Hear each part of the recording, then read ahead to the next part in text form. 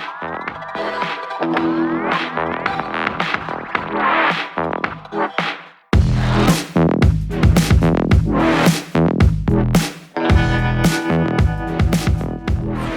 है आपका आपके अपने चैनल में।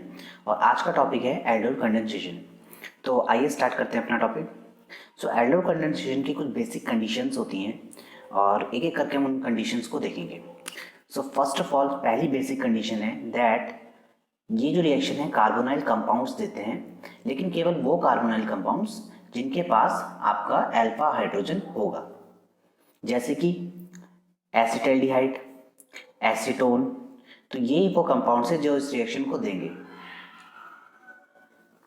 लेकिन सपोज अगर कंपाउंड हुआ बेंजल्डिहाइड, तो बेंजल्डिहाइड के पास आपका अल्फा हाइड्रोजन नहीं है, तो ये रिएक्शन नहीं देगा।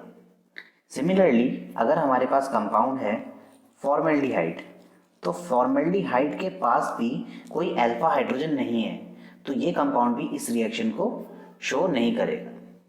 अब जहाँ तक बात हुई कि ये रिएक्शन किस चीज़ की प्रेजेंस में होगी, तो ये रिएक्शन बेस और एसिड दोनों की प्रेजेंस में हो सकती है। अगर रिएक्शन बेस की प्रेजेंस में हो रही है तो ये रिएक्शन चलेगी इनोलेट फॉर्मेशन के थ्रू, और अगर रिएक्शन एसिड की प्रेजेंस में हो रही है तो रिएक्शन चलती है वाया फॉर्मेशन ऑफ इनॉल। सो अब अगर हम प्रोडक्ट की बात करें तो इस रिएक्शन में हमें बेसिकली बीटा हाइड्रोक्सी एल्डिहाइड और beta hydroxy ketone as a product obtained होते हैं। तो रिएक्शन की जनरल कंडीशन क्या है that the condensation of two molecules either in acidic और basic medium to give product. Meaning यहाँ पर हमें रिएक्शन करवाने के लिए दो मॉलिक्यूल्स चाहिए जो आपस में कंडेंस होंगे, या तो किसी एसिडिक मीडियम में या किसी बेसिक मीडियम में, और उसके थ्रू हमारा प्रोडक्ट ऑब्टेन्ड होगा। तो आइए देखते हैं रिएक्शन। कुछ दो एग्जांपल हमने इस रिएक्शन में लिए हैं। तो फर्स्ट एग्जांपल में हमने एसिटल्डिहाइड के दो मॉलिक्यूल्स लिए हैं और ये दोनों मॉलिक्यूल्स आपस में कंडेंस करेंगे। बेसिक मीडियम हमने इस एग्जांपल में लिया है। सो बेसिक मीडियम में ये दोनों मॉलिक्यूल आपस में कंडेंस होंगे और हमारा beta hydroxy aldehyde as a product हमें मिलेगा।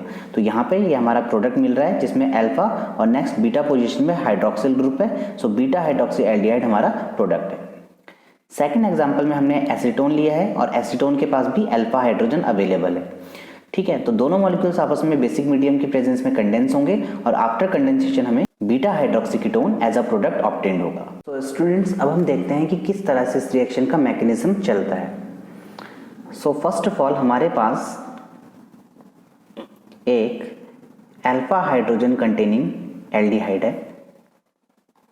ठीक है, इस एल्डिहाइड जो कि यहाँ पे एसिटल्डिहाइड है, इसको मैं इस तरह से भी रिप्रेजेंट कर सकता हूं।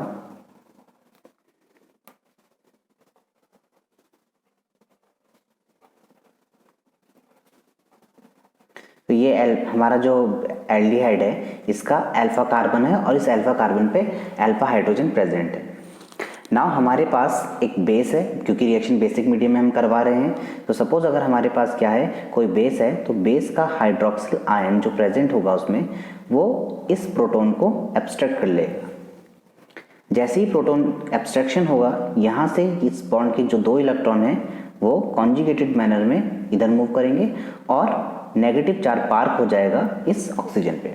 सो सबसे इंपॉर्टेंट चीज़ ये है कि जो नेगेटिव चार्ज की पार्किंग होती है वो इलेक्ट्रोनेगेटिव एटम के पास बेस्ट होती है। तो यहाँ पर से रिएक्शन होने के बाद हमें मिलेगा CH2 double bond C O negative H, और यहाँ पर जो हमारा फॉर्मेशन हुआ है ये फॉर्मेशन हुआ है इनोलेट फॉर्मेशन। तो इसको हम बोलते हैं इनोलेट आयन। ठीक है, और साथ ही साथ यहाँ पे बेस ने एक प्रोटॉन एब्स्ट्रैक्ट कर लिया था, तो यहाँ पर क्या हुआ है, एब्स्ट्रैक्शन ऑफ बीटा प्रोटॉन। तो बीटा प्रोटॉन का यहाँ पे हमारा एब्स्ट्रैक्शन हो गया है और इनोलेट आयन बन गया है। फिर इनोलेट आयन को हम आगे इस तरह से भी शो कर सकते हैं। नेगेटिव चार्ज जो हमारा होगा ये वापस इधर आएगा और डबल बॉन्ड का इलेक्ट्रॉन इधर शिफ्ट हो जाएगा। तो इसको इस तरह से भी शो किया जा सकता है। ठीक है, तो अब ये हमारा अटैकिंग स्पीसीज बन गया है। अटैकिंग स्पीसीज बन चुका है और ये एक्ट करेगा एज अ न्यूक्लियोफाइल। तो ये न्यूक्लियोफाइल की तरह एक्ट करेगा जब हम इस मॉलिक्यूल को कंडेंस कराएंगे दूसरे मॉलिक्यूल के साथ। सो ये हमारा सेकंड मॉलिक्यूल है जो हमें एसिटाल्डिहाइड का हमारे पास था, सेकंड मॉलिक्यूल एसिटाल्डिहाइड का। और अभी अभी हमें एक अटैकिंग स्पीसीज मिला था CH2 नेगेटिव CHO। ठीक है, तो ये negative species nucleophilic addition reaction show करेगा। ये न्यूक्लियोफिलिक सेंटर पे अटैक होगा। यहाँ पे न्यूक्लियोफिलिक सेंटर पे अटैक होने के साथ ही पार्किंग नेगेटिव चार्ज की ऑक्सीजन पे होगी और उसके बाद हमें कुछ इस तरह से एक स्पीसीज मिलेगा।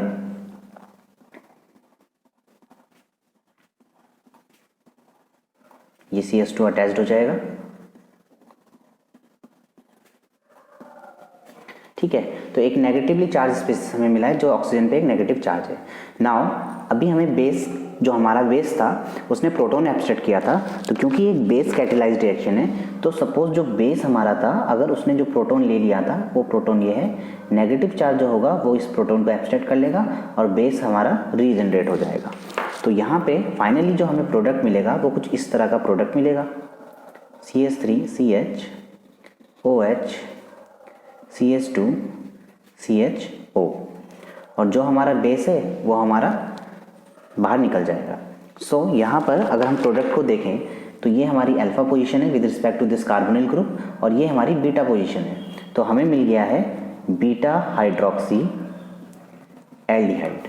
इसी तरह से सिमिलर मैनर में अगर हम किसी अल्फा हाइड्रोजन कंटेनिंग कीटोन से भी रिएक्शन कराते हैं तो हमें बीटा हाइड्रोक्सी कीटोन मिल जाएगा। और अगर इस रिएक्शन को अगर हम एसिडिक मीडियम में कराएंगे तो ये रिएक्शन इनोलेट की जगह इनॉल की फॉर्मेशन, इनॉल के थ्रू प्रोसीड करेगी। अगर आपको ये टॉपिक क्लियर हो गया है तो वीडियो को लाइक करें और इसे ज़्यादा से ज़्यादा शेयर करें।